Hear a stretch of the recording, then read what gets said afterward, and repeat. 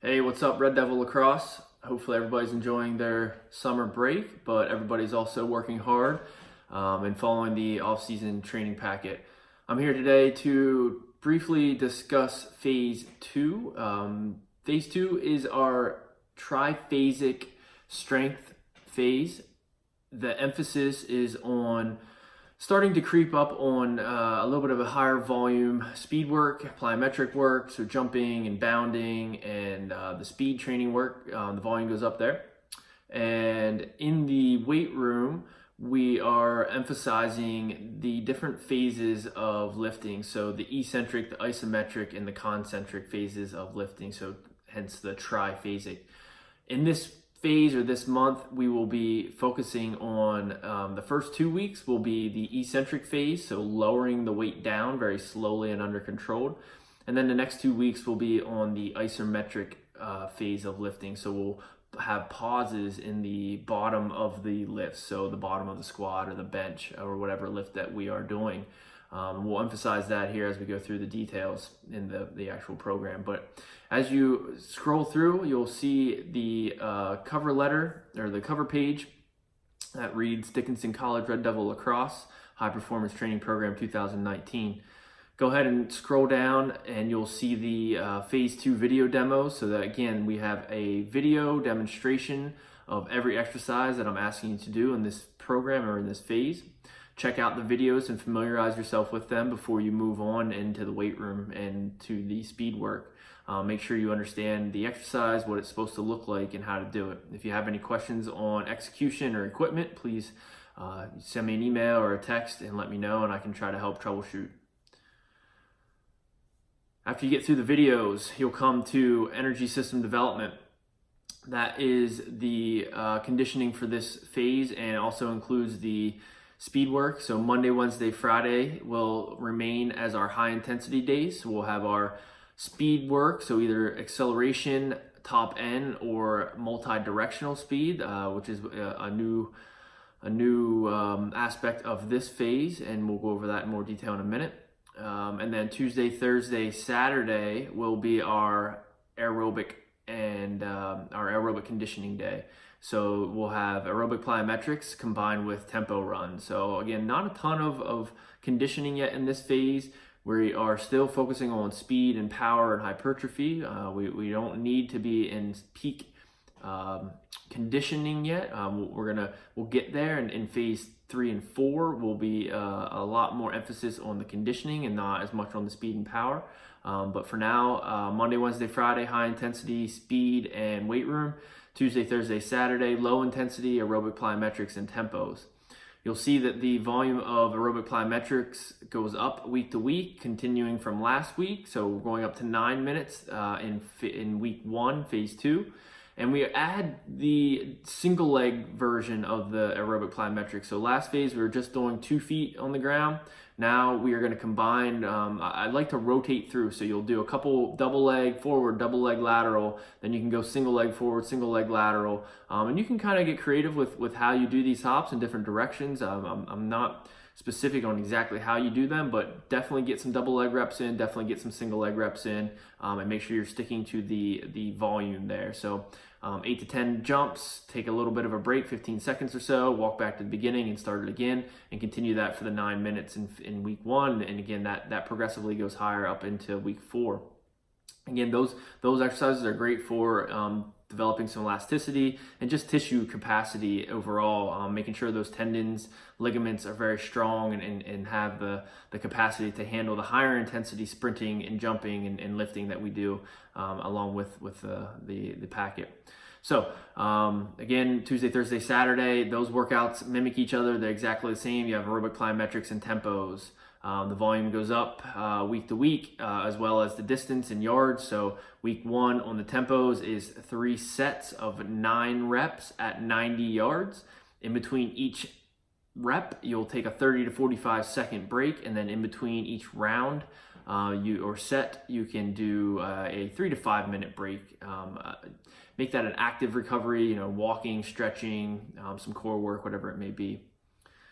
As you go through the next page, you'll see the speed training. On the speed training, it does have band resisted series listed. So if you have a partner and some bands, I recommend performing the high knee march, the bound, the march bound run. All those are band resisted, and if you have a partner, that's great. If not, I'm also including you can do the same drills and just not use the band. You can just do body weight. It's a little bit different. Obviously, you don't get the resistance and you don't get to get the body mechanics into that acceleration lean as much, but you can still get a good training effect and can still really work on the technical aspects of high knees and front side mechanics with those drills. So still do them. Check out the videos for each if you want the band resisted version or the non-band resisted version. If you go to that was day 1, Monday, and then you can see you'll have on Monday you'll have push-up starts and falling starts. Those are 2 different starting points that you can go into full speed. These are full speed sprints, so you'll do 3 sets of 10 yards of the push-up start, and then 3 sets of 15 yards on the falling start on week 1, and that progressively that yardage and volume of the sprints goes up week to week. Phase 2, Wednesday, we start a straight leg series. So the SL March stands for straight leg march. Again, check out the videos, try to execute those as you'll see on the video. And that's just working on leg recovery and top end speed mechanics. I think they're excellent drills to help link all these skills together. And then you have flying 20s. So a flying 20 is a 20-yard build to a 20-yard maximum sprint. So you have 20 yards to accelerate, so it's not a sprint right out of the gate. It's a kind of progressively get faster and faster over the first 20 yards, and then you should be built up to full speed for the second 20 yards. So 40 yards total, but you build for 20, and then top end speed, maximum effort for 20-yard sprint, and the volume of those goes up week to week.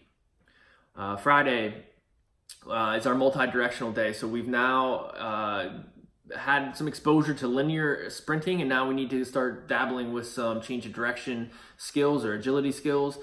We break them down into individual skills first, and then we start linking them together. So we teach and drill the individual skill by itself, and then the hip turn to shuffle and hip turn to sprint are our main drills of the day for linking the skills together. So we're linking a hip turn into a shuffle, and we're linking a hip turn into a sprint. And again, just pay attention to the sets, the reps, and the volume. That does progressively increase, and then deloads occasionally on week 4. Let's go to the next page in the lifts. You'll see on Monday we have repeat vertical jumps. Make sure with those we're really trying to maximize the height but also minimize the ground contact. We don't want big, deep squats. This isn't a squat jump, it's a vertical jump. So minimize knee bend, ankle bend, create stiffness, get off the ground quickly to maximize or minimize ground reaction time. And then you go superset that with a weight shift med ball shot put. Here we're just working on shifting our weight into our back leg and then exploding and loading our front leg as we come through with the shot put med ball. If you go into the main lift of the day is the front squat. Again, here it's listed as the tempo is 5-0-0 for week 1 and 2. That means it's a 5-second eccentric lowering. So we're taking 5 seconds to lower down into the squat, the deep squat position, and then explode back up. We're only doing 3 reps, so that means the weight should be, it should be relatively higher or right around the 10 reps the weight you were doing for 10 reps. Because the time under tension is going to be similar as you lower it down, but push the weights here as you feel comfortable. And then you'll see in the second 2 weeks, it's 0-5-0, and that means a controlled lowering down and then a pause for 5 seconds in the hole. So in the bottom of the squat, you're holding that position with tension for 5 seconds and then exploding back out. So again, weeks 1 and 2, 5-second lowering. Weeks 3 and 4, 5-second isometric pause in the bottom.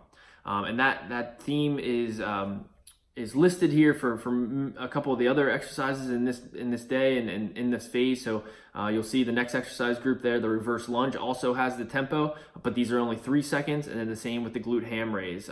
Just make sure you pay attention to the tempo there. So the first 2 weeks is eccentric lowering, the second 2 weeks is isometric holding. If you flip to the next page, Again, the layout of the workouts aren't that difficult. It's still the supersets there together, and then the main lift of the day has the 5-second eccentric, and then the 5-second pause in the bottom for the second 2 weeks, and then the push-up also has the tempo, so make sure you pay attention to that. The rest of those are pretty self-explanatory with the videos. Just check those out. And then on day 3 or Friday in phase 2, the deadlift does not have a tempo, so we're not doing any eccentric lowering or pausing. That is just straight reps. We're looking to go heavy here with the deadlift, as heavy as you feel comfortable. We're looking for a weight around a 1 to 2 reps in reserve. So I'm asking you to do 5 reps. You should typically pick a weight that you could probably do 6, maybe even 7 times. But we're asking you to do it 5, so it should be pretty challenging, but not crushing you where you're using bad form, using bad technique, and getting hurt.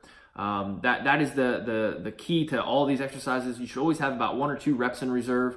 Never go to technical failure where you're just looking sloppy and really grinding through reps, and that's just the way you're going to get hurt. So again, make sure you pick a good weight that's challenging but not crushing you.